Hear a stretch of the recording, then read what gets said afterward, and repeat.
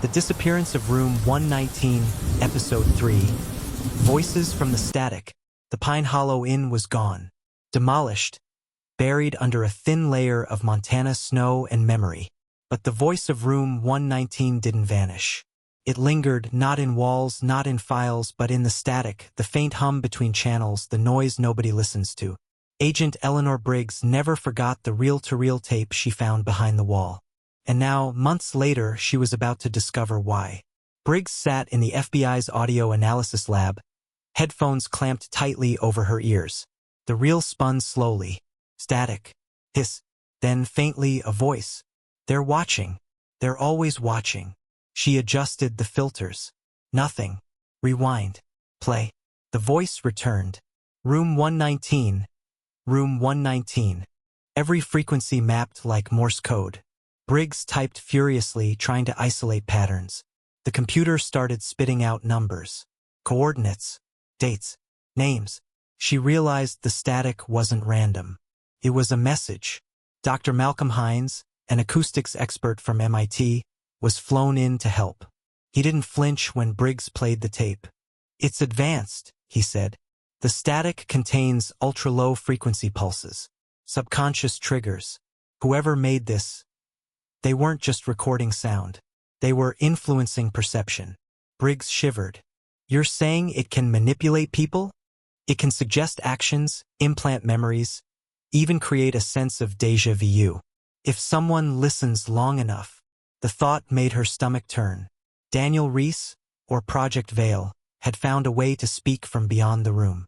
Briggs revisited townspeople who reported strange sensations near the demolished motel. Old Man Carter. "I thought I saw a man walking the snow, but it wasn't snow.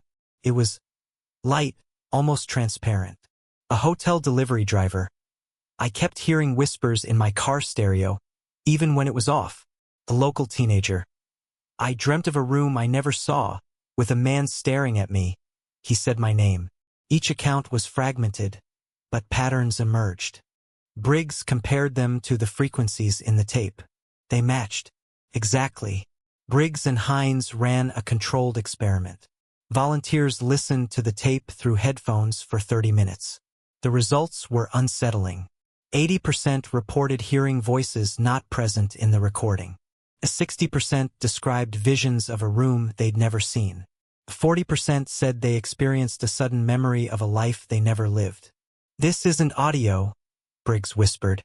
"This is mind intrusion." One night, alone in the lab, Briggs slowed the tape to 1/16th speed.